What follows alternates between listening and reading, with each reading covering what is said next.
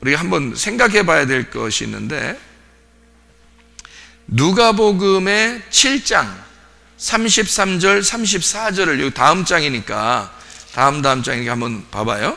누가복음 7장 33절 34절의 말씀을 한번 이렇게 보면 이런 얘기가 있죠. 침례 요한이 와서 떡도 먹지 아니하며 포도주도 마시지 아니하며 너희 말이 귀신이 들렸다. 그러니까 떡도 안 먹고 포도주도 안 마시니까 너희 말이 귀신이 들렸다, 이렇게 이야기를 했는데, 인자는 와서 먹고 마심에 너희 말이 보라 먹기를 탐하고 포도주를 즐기는 사람이요 세리와 죄인의 친구로다 하니, 이런 말이거든요. 지혜는 자기의 모든 자녀로 인하여 옳다함을 얻느니라, 이렇게 되어 있습니다. 그러면 예수님은 포도주를 어떻게 하셨다는 거예요? 예수님은 포도주를 마셨다는 얘기로 나오고요. 그 다음에 침례 요한은요, 침례 요한은 포도주를 안 마셨다는 거로 나오거든요. 그죠? 그러니까 포도주를 안 마신 사람을 사람들이 존경하겠어요? 포도주 마시며 돌아다니는 사람을 좋아하겠어요? 여러분 같으면. 그 당시에 사는 사람들은요, 예수님을 인간 취급 안 했습니다. 침례 요한이 있을 때는요. 침례 요한이 목 베어서 죽고 그 다음에 예수를 따라다니는 사람들이 많았거든요. 뭐 귀신을 쫓아내고 병도 고치고 하니까 그런 걸 때문에 쫓아다닌 거죠. 근데 침례 요한이 있을 때는 다 침례 요한 따라다녔습니다. 침례 요한이 있을 때는. 왜 그러냐면 그 사람은 거룩한 사람이에요. 깨끗한 사람이라고요. 흠이 없는 사람이에요.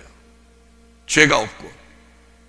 그런 사람이니까 여러분 같아도 그 당시에 이스라엘에 살고 있다면 침례 요한을 따라가기가 쉽죠. 여러분. 그러니까 침례 요한이라는 사람은 어떤 그 식의 삶을 살았냐면 포도주도 마시지 않은 사람이에요. 이 사람은요.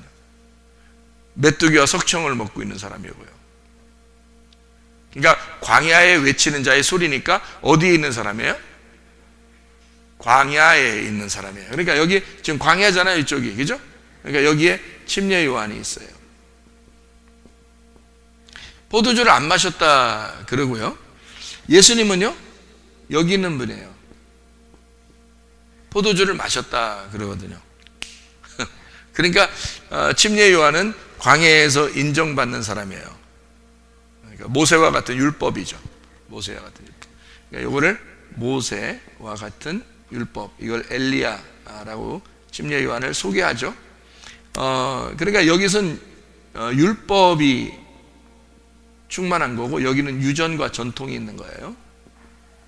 그리고 신학, 교리, 뭐 이런 것들이 있는 거예요. 여기.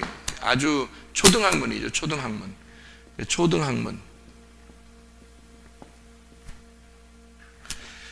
여기는 이제 고등학문이죠. 그래서 여기는 율법에서 이제 진리를 깨달아서 이게 벗겨져야지만 진리가 나오는 거고, 복음입니다. 예수님 입장에. 그러니까 이걸 고등학문이라 그렇게 얘기해요. 자, 우리가 이제 이걸 보면 왜 침례 요한은 포도주를 마시지 않았는가? 여러분이 이 성경을 찾아보면 아는데 민수기 6장에 보면 나시린이라는 얘기가 나옵니다. 나시린은 포도주를 먹지 않게 돼 있어요. 그러면 나시린이라는 사람은 포도나무 근처도 가지 말아야 되고 포도나무의 열매를 먹지 말아야 되는 거예요. 나시린은. 그러니까 이게 이제 나시린이거든요. 나시린. 그러니까 선지자들이 다 이런 그 입장이었단 말이에요. 선지자가 나시린 입장이었다고. 그럼 이 나시린이라는 사람이 하나님의 그 소리로서, 선지자들이 하나님의 소리죠. 하나님의 소리로서 나시린이 이제 나와가지고 누구를 소개하는 거예요? 나시린이 나오면 천국을 소개합니다. 천국을 소개해요. 왜냐하면 회개하라고 하고 천국을 소개하는 거거든요. 그럼 천국이 예수님이거든. 예수. 그러니까 이게 소리를 외치는 거예요. 나팔소리죠. 나팔소리. 성경의 나팔소리가 그래서 나오는 거고요. 이 나시린은 포도 열매를 먹으면 안 돼요. 그러니까 포도주를 안 마시죠. 포도주 거부합니다.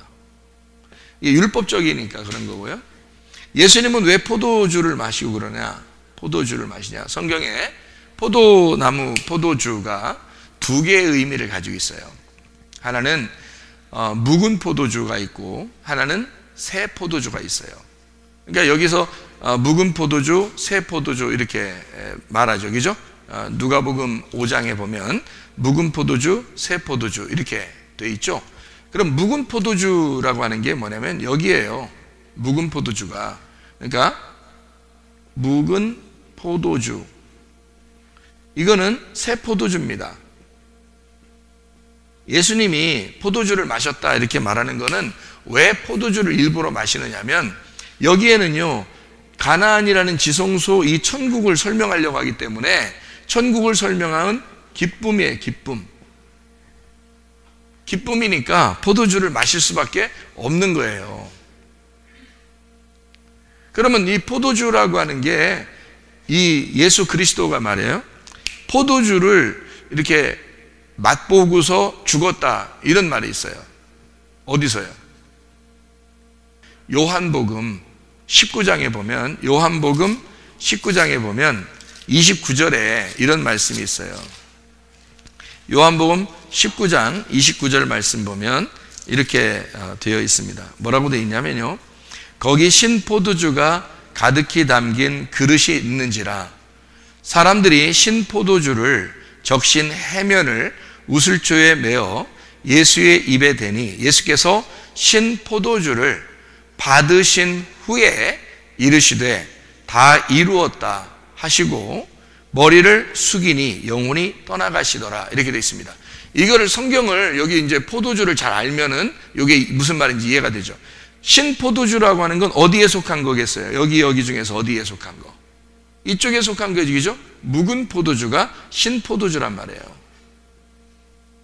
신포도주라고 하는 거는 율법을 자기 속에 집어넣고 죽는 거예요. 그러니까 요것도 피고 요것도 피인데 다시 말하면 요것도 말씀이고 요것도 말씀이에요. 묵은 포도주도 말씀이고 새 포도주도 말씀이야. 근데 이 묵은 포도주라고 하는 건 어디를 설명하려고 하면 광야를 설명하는 나시린들이 있는 포도주예요. 근데 이 나시린들이 이걸 먹으면 이걸 먹고 죽어야 되는데 감당이 안 돼. 이걸 먹고 죽어야 되거든. 이걸 먹은 자는 죽어야 된단 말이에요. 그러니까 십자가 못 박혀 죽을 때 신포도주를 마시고 죽으셔야 돼. 근데 그 죽음은 오직 누구만 죽어야 돼? 예수님만 죽어야 되는 거예요. 그래서 나시린은 뭐냐면 여기에 나오는 예수님을 소개하는 자들이기 때문에 먹으면 안 된단 말이에요. 그러니까 민수기 6장에 나시린들은 포도주를 먹지 못하도록 막아놓은 거예요. 나시린일 때는. 그러니까 나시린은 지금 이 상태를 살아가는 사람들이기 때문에 이 여기를 즐길 수가 없는 거예요. 포도주를 즐길 수가 없다고. 근데 예수님은 광야에서 시험을 다 세 가지를 다 이기고 났기 때문에 그래서 귀신도 쫓아내고 병도 고치고 죽은 자를 살리고 그리고 포도주도 마시면서 죄인들과 함께 지낼 수 있는 거예요. 왜냐하면 천국을 사시는 분이니까. 광야의 시험을 다 이겼잖아. 광야의 시험을 그 마태복음 4장, 누가복음 4장에 광야에서 3번의 시험을 다 이겼단 말이에요. 그 3번의 시험은 뭐라고요? 창세기 3장에 나오는 먹음직, 보암직, 탐스럽게 하는 선악과의 시험이라고. 요 3개를 다 이긴 거예요. 그러니까 아담의 죄가 거기서 끝난 거지, 끊어진 거지. 그러니까 예수님은 이제 하나님 아들의 삶을 이 땅에서 사람 죄인들과 함께 있지만 천국을 살 수 있는 거란 말이에요. 그러니까 즐겁죠. 천국의 삶은 즐겁죠. 그래서 천국에 살면 어린 양의 혼인잔치와 같은 삶이기 때문에 혼인잔치, 결혼식 잔치에 포도주가 떨어지면 된다 안 된다? 안 된다. 그래서 포도주를 새로 만들어 주시잖아요. 요한복음 2장에 가나의 혼인잔치에서. 그게 누구를 만들어 주는 거예요? 침례 요한으로부터 회개를 한 자들이 예수님을 만나서 새로운 포도주가 되는 걸 말하는 거란 말이에요. 그거를 먹도록, 가나의 혼인잔치에서 먹도록 만들어 주셨다. 그런 거죠. 그러니까 우리는 우리가 먹고 마셔서 우리가 죽을 수가 없어요. 누가 먹고 마시고 죽냐면 예수 그리스도가 먹고 마시고 죽는 거예요. 그가 죽으면 어떻게 돼? 다 이루어지는 거야. 뭐가 이루어져? 묵은 포도주, 신포도주가 없어지는 거야. 끝나는 거야.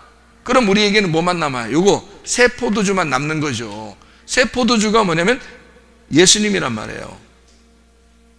이 예수님을 먹고 마실 수 있는 거야, 우리가.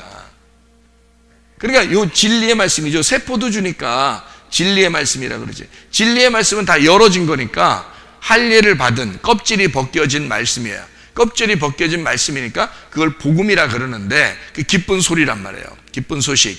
그래서 요거를 뭐라 하냐면 무교병이라고 그렇게 얘기할 수 있어요. 왜 무교병이라고 얘기할 수 있냐면 뭐가 섞이지 않았다 이거야.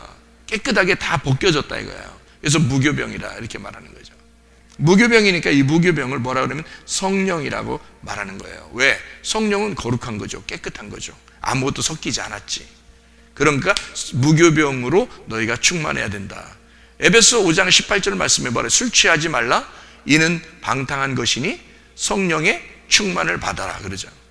그럼 술 취하는 것이 뭐가 있는 거예요? 술 취하는 것이 유교병이 있다는 얘기야. 그러니까 누룩이 섞여 있다는 얘기예요. 누룩이 섞여 있다. 근데 그 누룩이 섞여 있는 거를 끌어내서 갈라내는 그 작업이에요. 여기서 갈라내는 작업. 그러니까 술 취하지 말라. 이는 방탕한 거다. 그리고 너희는 성령의 충만을 받아라. 누룩이 섞이지 않은 것을 먹어라. 그래서 성령 충만 이렇게 얘기하는 거죠. 자, 우리 이제 여기에 있는 것이냐 여기에 있는 것이냐 이렇게 나누어서 이게 지금 신포도주, 이건 새 포도주, 여기는 묵은 포도주, 이거는 새로운 포도주다. 그러니까 서로 나시인이라는 침례 요한은 광야에 있는 사람이기 때문에 포도주를 마실 수가 없다 하는 얘기고요.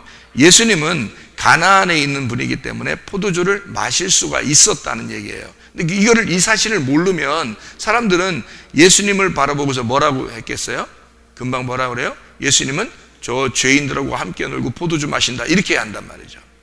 이 내용을 모르니까 사람들은. 근데 이 내용을 아는 사람들은 예수님이 그렇게 하신 것을 볼 때 바로 우리와 함께 즐기시는, 그러니까 죄인들과 함께 즐겁게 지내시는 천국의 모양을 설명한다라고 우리가 볼 수 있겠죠.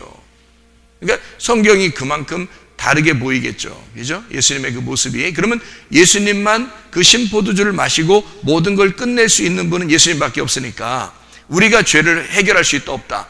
해결할 수가 없다. 예수님만 죄를 해결할 수가 있다. 그러니까 인간을 만드신 것도 예수님이고요. 인간이 죄를 지었을 때 그 죄를 해결하시는 분도 예수님이고요. 일방적으로 예수님이 다 해결하고 사랑할 수밖에 없는 분이라는 거죠. 우리는 그러니까 그거를 믿고 가라는 거예요. 믿고 오라는 거지. 우리가 그걸 갖다 믿음을 거부했다. 그러면 네 책임이라는 거죠. 믿음을 거부하니까 우리 책임인 거지. 믿고 오라는 거예요. 그렇게. 그러면 그 믿고 간 사람이 막 방탕하게 살려고 하겠어요? 그러지 않죠. 믿고 가는 사람이니까 그 주님이 나를 위해서 죽으셨다는 그 애통함과 그 상한 마음과 그 고통과 괴로움이 있고 그걸 짊어지고 같이 가야 되죠. 그래서 자기 십자가를 지고 자기를 부인하면서 따라와라 라고 말씀하는 거예요. 방탕할 수 없습니다. 기독교인들은 근본적으로 방탕한 게 아니에요. 그게 기독교인이 아닙니다. 기독교인은 이 뒤로 물러가 침륜에 빠질 자가 아니란 말이에요. 앞으로 계속 전진해서 나아갈 자들이라고요. 그러니까 무슨 말인지 여기 아시겠죠?